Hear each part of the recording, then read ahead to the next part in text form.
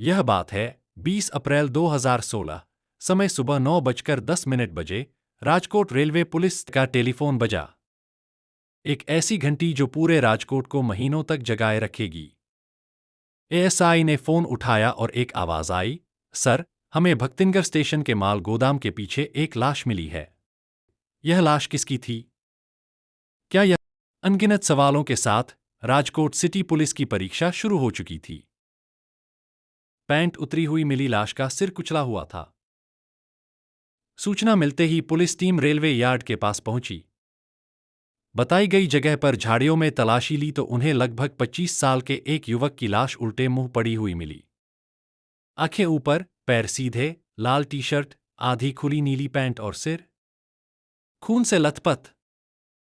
साफ दिख रहा था कि किसी ने पत्थर से उसके चेहरे पर 5 से 6 गहरे घाव करके उसकी बेरहमी से हत्या कर दी थी। बात का कोई सुराग नहीं मिला कि वह व्यक्ति कौन था, इसलिए पुलिस ने राजकोट के शाम के अखबारों में ऐड दिया कि एक अज्ञात शव मिला है, अगर कोई पहचानता हो तो कृपया सूचित करें। कुछ ही घंटों में यह खबर युवक के पिता तक स्टेशन पहुंच गए। पहुंचकर उन्होंने अपने बेटे की पहचान बताई और पुलिस उन्हें अस्पताल ले गई और शव दिखाया। पुलिस के हाँ ना में जवाब देने से पहले ही पिता के बहते आंसुओं ने पुलिस को जवाब दे दिया, सर, मेरे बेटे सागर को क्या हो गया? उसकी किसी से कोई दुश्मनी नहीं थी, फिर ये कैसे हो गया? जब पुलिस ने कॉल हिस्ट्री, सीसीटीवी फुटेज और परिचित लोगों की जांच शुरू की तो उन्हें पता चला कि सागर, जो अपने परिवार के साथ रहता है, समलैंगिक गे पार्टियों में नियमित रूप से जाता था। सुराग ढूंढने के लिए पुलिस ने राजकोट के कुख्यात समलैंगिक ठिकानों पर नजर रखी। उन्होंने बस स्टैंड के अंदर और बाहर स्थित शौचालय, राम गोदाम आदि स्थानों पर छापेमारी की और जब सागर से पूछताछ की तो वहां मौजूद लोगों ने स्वीकार किया कि हां, यहां समलैंगिक गतिविधियां होती हैं। अब पुलिस के लिए समलैंगिक के बारे में एक रास्ता खुल गया था। जब उन्होंने सागर के दोस्तों में से समलैंगिकों की जांच शुरू की तो एक दोस्त ने कबूल किया कि सागर और मैं टॉप के नाम से जाने जाते हैं। हम फन एंटरटेनमेंट एंड पार्टी नाम से एक समलैंगिक व्हाट्सएप ग्रुप भी चलाते हैं। उस समय पूरे राजकोट में समलैंगिक संघ से 1517 आधिकारिक समलैंगिक सदस्य जुड़े हुए थे। सागर की निर्मम हत्या को लगभग 1 महीना बीत चुका था। पुलिस की जांच जोरों पर थी, तभी यूनिवर्सिटी रोड से मुंजिका गांव जाने वाली सड़क पर एक और हत्या हो गई। 45 वर्षीय ब्रिजेश भाई की। वही पैटर्न, आधी पैंट उतारी हुई, सिर भारी पत्थर से कुचला हुआ। तीसरी हत्या भी उसी पैटर्न के साथ हुई जिससे यह पूरी तरह से पुष्टि हो गई कि यह 100% एक सीरियल किलर का काम था। दूसरे शब्दों में, आमतौर पर शांत और रंगीन माने जाने वाले राजकोट में एक सीरियल किलर खुलेआम घूम रहा था और किसी भी निर्दोष व्यक्ति को निशाना बना रहा था। स्वाभाविक अर्जुन को एक और हत्या हो गई और पुलिस फिर से दौड़ पड़ी। मावड़ी गांव के बाईपास के मौत की प्राथमिकी दर्ज कराने पुलिस स्टेशन आया। साहब, मेरे पिता की हत्या कर दी गई है। मेरे पिता रोज सुबह 5:30 टहलने जाते हैं और लगभग 7 बजे घर लौटते हैं। लेकिन आज सुबह पिता की बजाय सिर्फ उनका फोन आया। कोई अनजान व्यक्ति बोल रहा था। उन्होंने मुझसे कहा, मैंने इस आदमी को मार डाला है। इससे पहले कि मैं कुछ और कह पाता, उन्होंने फोन काट दिया। जब पुलिस घटनास्थल पर पहुंची तो वहां भी एक कुचला हुआ सिर और आधी पैंट उतरी हुई लाश पड़ी थी। उसके निशाने पर सिर्फ समलैंगिक गे लोग थे। आरोपी एक सक्रिय साथी था, इसलिए वह निष्क्रिय समलैंगिक साथियों को समलैंगिक यौन संबंध के लालच में फंसाता, उन्हें झाड़ियों में ले जाता जहां पत्थर पड़े होते। यौन संबंध के बहाने वह पीड़ित को अपनी पैंट उतारकर मुंह के बल लेटने को कहता और जैसे ही वे लेटते, वह पीछे से एक बड़े पत्थर से उनके सिर पर वार करके उन्हें मार डालता।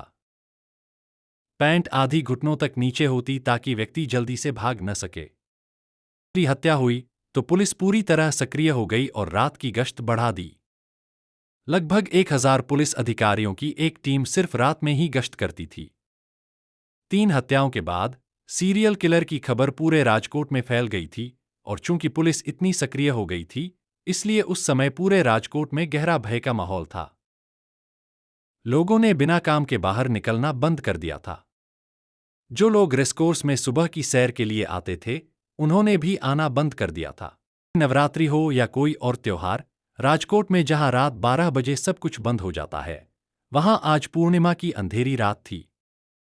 रात में बाहर घूमने के शौकीन लोग जहां भी चाय की दुकान मिलती, वहां चाय की चुस्कियां लेने में व्यस्त थे। इसी तरह काली कमीज और पतली, फंकी पैंट पहने 42 वर्षीय जितेश मजमुदार बदला लिया, चाय के प्याले का आखिरी घूंट गटकते हुए अपनी एक्टिवा स्टार्ट की। पैर क्रॉस करके उसने लीवर पर लात मारी और मालवीय चौक पहुंचा ही था कि एक और युवक ने लिफ्ट मांगते हुए हाथ बढ़ाया। भाई, मुझे आगे छोड़ दो। एक्टिवा अभी कंकोट जंक्शन पहुंची ही थी कि पीछे बैठे शैतान हितेश ने चाकू निकाला और जितेश के पेट में घोंप दिया। अगर तुम्हें अपनी जान की कद्र है तो मैं जहां कहूं मुझे जाने दो। डरा हुआ जितेश चाकू की नोक पर एक्टिवा का हैंडल घुमाता रहा और लगभग 3 किलोमीटर दूर इंजीनियरिंग कॉलेज की ओर भागा। जैसे ही जितेश नीचे उतरा, हितेश ने उसे जोर से धक्का देकर गिरा दिया और पीछे से उसके सिर पर पत्थर से वार किया। अंधेरे में हितेश का निशाना सही नहीं लगा और जितेश बच गया। वह तेजी से सड़क पर भागा और बचाओ, बचाओ चिल्लाने लगा। एक राहगीर ने अपनी बाइक रोक दी। यह सब देखकर हितेश डर गया और भाग गया।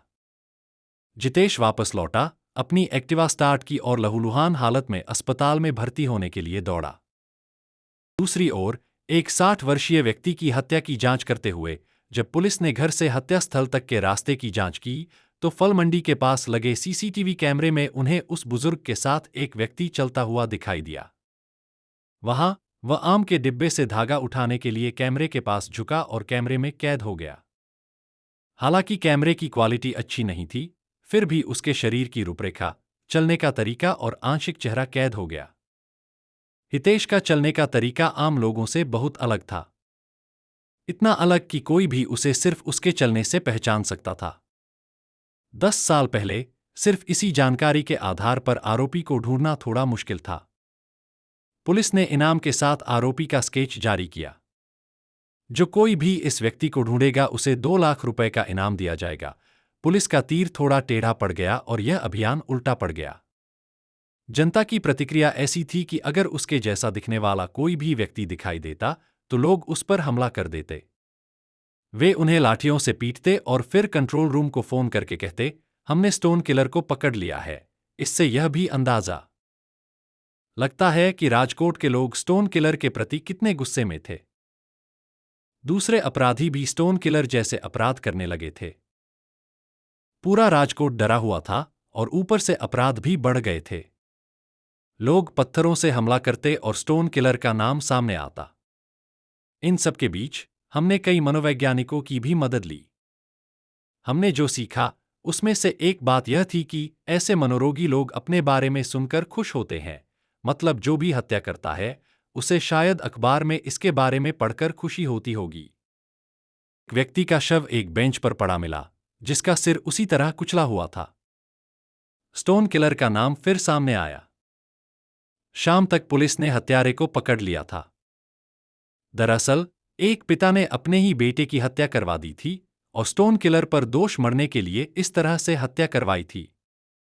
चूंकि घटना दोपहर में हुई थी, इसलिए राजकोट के शाम के अखबारों में खबर छपी, लेकिन चूंकि आरोपी का पता नहीं चला था, इसलिए लोगों को यह पता नहीं चला कि यह स्टोन किलर का काम नहीं था, बल्कि असल में पिता पुत्र का झगड़ा था। आगे पूछताछ करने पर पता चला कि वह हितेश पर लगे झूठे हत्या के आरोप को छुपाने के लिए आज राजकोट में हत्या करने आ रहा था। धीरे धीरे उसने अपने सारे गुनाह कबूल कर लिए और एक पुराना अपराध भी उजागर किया। इसमें पाटन में 3 से 4 साल पहले हुआ एक जघन्य अपराध भी शामिल था, जहां उसने 2 से 3 अन्य लोगों के साथ मिलकर 5 साल की एक बच्ची को कंबल में लपेटकर जिंदा जला दिया था। इन सब अपराधों को अंजाम देने की वजह क्या थी? ऐसी मनोरोगी मानसिकता कहां से आई? पूछताछ में पता चला कि हितेश जब छोटा था तब एक ऑटो रिक्शा चालक ने उसका यौन शोषण किया था। उसके पिता की बचपन में ही मृत्यु हो गई थी। मां ने भागकर दूसरी शादी कर ली थी। वह अपनी बड़ी बहन के साथ रहता था, लेकिन कुछ महीने पहले किसी बात पर हुए झगड़े के बाद उसकी बहन ने उसे घर से निकाल दिया। जब उसकी बहन ने उसे घर से निकाल दिया, तो जीवन से हताश हितेश आत्महत्या करने चला गया।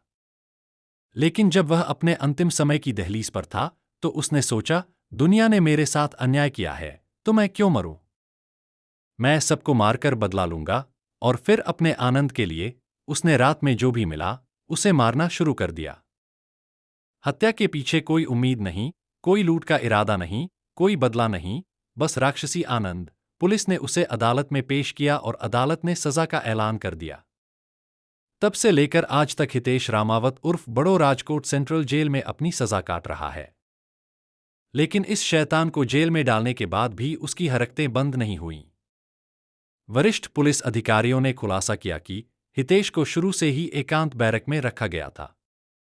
लेकिन कुछ साल बीतने के बाद उसे सामान्य बैरक में स्थानांतरित कर दिया गया, जहां हितेश ने अपनी अवैध गतिविधियां शुरू कर दीं और अन्य आरोपियों के साथ बलात्कार करके उन्हें परेशान करना शुरू कर दिया।